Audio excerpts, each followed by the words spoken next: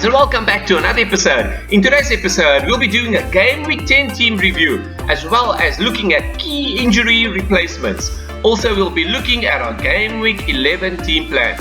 However, before we get there, please remember to hit the like button, smash that subscribe button. It will really help us as we are trying to grow this channel, and it will support the YouTube algorithm. Also, feel free to follow us on Twitter at FPL_A+, and you're welcome to join our FPL mini league. So how did the team do in Game Week 10? Starting at the back in goal, Nick Pope only managed 2 points as he failed to keep a clean sheet. In defense, João Cancelo was the hero of the game week as he scored a goal, managed an assist, a clean sheet, as well as maximum 3 bonus points for a whopping haul of 18 points. Kieran Trippier, despite Newcastle conceding a late goal, he was substituted before the goal was conceded and therefore managed a reasonable 7-point score. Reece James on the opposite side, however, scored only 1 point as he came off injured before the clean sheet was secured by Chelsea. And Anderson from Crystal Palace, he came on as the auto sub for Mitrovic, who was injured, for a 2-point score. In midfield, Wilfried Zaha scored an assist and managed 5 points. Phil Foden scored another goal to continue his great run recently, together with an assist for an 11-point score.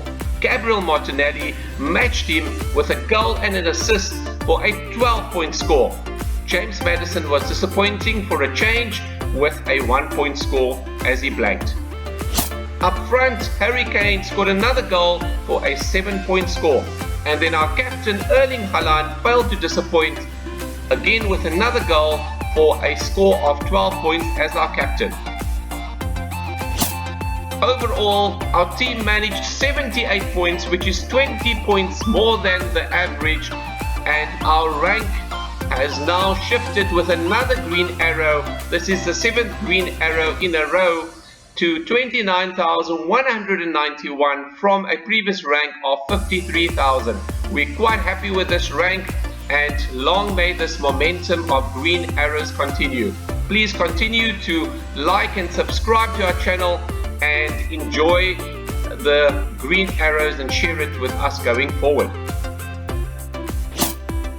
This is the FPLA Super League standings. Currently in first place we've got Shazad Abed. In second place we have got yours truly. In third place we've got Honored Gog. Fourth place goes to FPL Jonas. Fifth place we've got Jamie Duncan. In sixth place we've got Pedro Azevedo. Seventh place we've got Mrs. FPLA+. And in eighth place Dennis Kuswanda. Ninth place goes to Kritin Motamori, and then 10th place goes to Farai Chimboza. Well done to everyone included in the top 10. Those that are outside of the top 10, keep on pushing, your time will come. So recently, with the advent of after Game Week 10, there's been a few injuries, quite notable premium player injuries. There are more injuries than these players. However, we've included some of the most widely owned players in the higher brackets, price brackets for defenders as well as the attackers. So Alexander Arnold at 7.3 million appears to be out for around 2 to 3 weeks based on the latest feedback. Reece James in the Champions League came off injured. At this stage there is still no certainty as to the time frame. Early indications appear that it might not be as serious as initially thought, so it could be possibly, the thought is 1 game week he could be out. However, there is still a pending scan that he is awaiting at the time of recording, so please keep abreast with the latest team news and injuries. Somebody that you could follow is Ben Dinnery on Twitter. He normally provides updates as soon as they become available.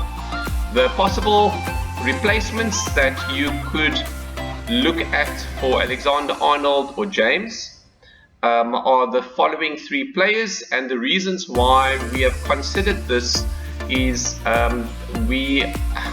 this is on the assumption that most people and FPL managers already have João Cancelo and Kieran Trippier. If you do not have João Cancelo, I would recommend that João Cancelo would be one of the options you would consider. However, as Manchester City have a blank game week in game week 12, that is something to keep in mind if you don't have him, to possibly not bring him in fresh, as he plays Liverpool next and then has a blank, so you could bring him in possibly with game week 13. Kieran Trippier has been very solid all season, and he would be in the top 2 of the defenders together with João Cancelo. If you're looking at a third option, if you don't currently have a bench option, the recommendations would be Anderson from Crystal Palace. You'll note his fixtures are looking quite reasonable on paper. He plays Leicester next, then he's got Wolves, and then he's got Everton. It's quite important that the defender that you bring in plays in game week 12 when some of the top teams such as Manchester City and Arsenal are blanking. The other option is Johnny. He's at 4.4 million. The other 2 defenders that we have recommended are at 4.5 million. Johnny plays Nottingham Forest at home next, so that could be quite a juicy option if Wolves can get back to their winning ways. They are currently managerless. However, it is understood that they are in the process of interviewing candidates, so there could be that extra spring in the step as soon as the new manager joins. Crystal Palace is the match thereafter, and then Leicester. So those 3 fixtures look quite reasonable. And then we are looking at Brighton's defence, Webster. The reason why we've decided to go for Webster over Dunk, Webster has been quite attacking and quite threatening recently. He is kind of almost sort of like the Dunk of previous seasons. Dunk is also quite a solid option to consider. However, just based on the stats, we believe that Webster probably poses some more threat. At this stage, the next 3 fixtures for Brighton is Brentford away, Nottingham Forest in there, that's possibly a fixture for the taking, and then Manchester City, he could possibly be benched. The midfielder that is currently injured and that's also expected to be out for a couple of games is Luis Diaz. More than a couple of games, possibly up until December this year. So this is quite a long-term injury. And if you're looking at replacements, Jared Bowen is possibly one of the first on the list. Keep in mind that we have not considered the current form players such as Maddison, Martinelli, Saka. As Saka's got a blank in game week 12, but Maddison and Zaha, who are current form players, we've assumed that you do have them. Foden also blanks in game week 12 and therefore is not included on this list. So the main candidate at this stage is Jared Bowen, who faces Southampton next, then Liverpool, and then Bournemouth. The other option is also someone that's got a pretty good run of fixtures, and that is Trossard from Brighton, who plays Brentford next, then Nottingham Forest, and then Manchester City. No reason why he should not start that game against Manchester City. He's quite an attacking, explosive midfielder / false 9 at times, and can actually rack up some high scores like he did a few game weeks ago. And then an outside punt, somebody that hasn't been on form up until very recently, is Mason Mount. His price has dropped to 7.6 million, and he plays Aston Villa next. Brentford, who's also been a bit indifferent in their form, and then Manchester United.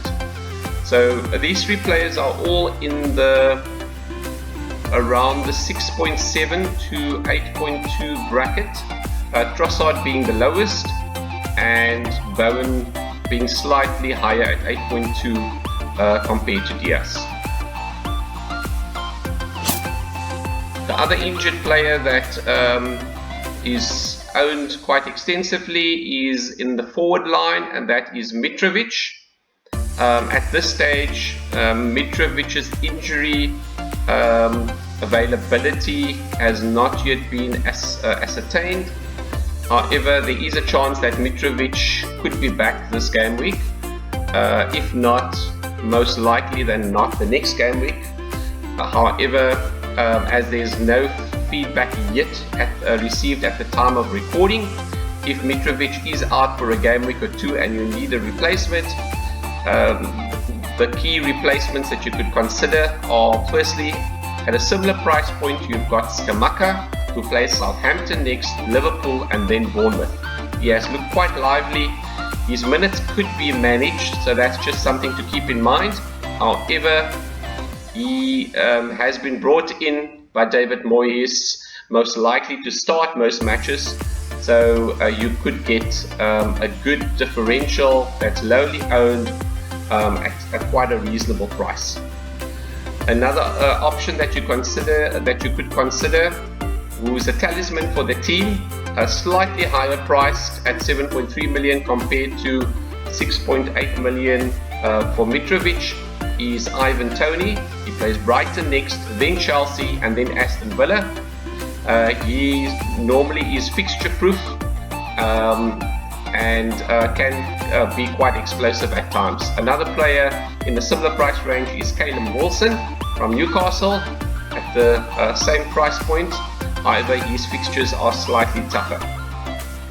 And then if we're looking at a slightly higher price bracket, if you downgrade James or Trent Alexander-Arnold, the extra funds that you save in that downgrade as per earlier recommendations, you could use to beef up and upgrade your forward line.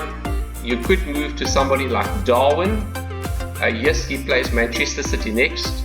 However, Liverpool are known to play quite attacking against Manchester City. The Manchester City-Liverpool match has often seen plenty of goals. So Darwin is quite an explosive player and a goal poacher. So if there is a chance that if he starts and he score and Liverpool score, there is a good chance that it could be him. The next fixture that Darwin has got is West Ham at home. So at Anfield, that could be a great fixture. And then to top it off all, they play Nottingham Forest. Even though it's at home, the Nottingham Forest defense has been in shambles recently. So that could be quite a decent fixture. So those are the key injury replacements that you can consider. However, the recommendation is keep an eye on team news and also follow us on Twitter if we tweet with regards to any team news that will determine which moves you should make if any of the players are injured. This is how the team is planned to line up for game week 11. At the back in goal, we've got Nick Pope. In defense, we've got João Cancelo, Kieran Trippier and Anderson. In midfield, we've got Wilfried Zaha, Phil Foden, Gabriel Martinelli, James Maddison. Up front, we've got Mitrovic, Kane and Haaland. However, please keep in mind, as mentioned earlier, this team is subject to two key injuries. The one circled in red appears to be the most likely position that is possibly going to stay as is. However, if James is available, he will most likely be starting, and he would be brought into the starting lineup in place of Anderson. The player in green, Mitrovic, is most likely has a better chance to start, if he's not injured. However, if news does arrive that he's injured, then we could possibly replace Mitrovic with Andreas, as he plays Bournemouth, and that could be a decent fixture for him as well. Currently, the captaincy armband is on none other than Erling Haaland, with him playing a shaky Liverpool defence with injuries, with Trent Alexander-Arnold and Matip out.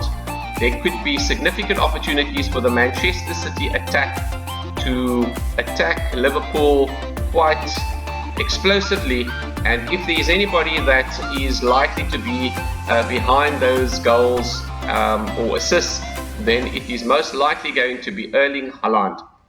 The other option that could also be quite decent is Harry Kane against Everton at home. Harry Kane has got quite a good record against Everton. At this stage, Harry Kane is our vice-captain. We could consider a late switch. However, most likely than not, the armband will remain on Erling Haaland. However, our team will be finalized closer to the deadline, depending on team news and injuries, etc. Please remember to follow us on Twitter for further details. That's it for Game Week 11. Hopefully you found this video quite useful. All the best for Game Week 11. Until next time, cheerio.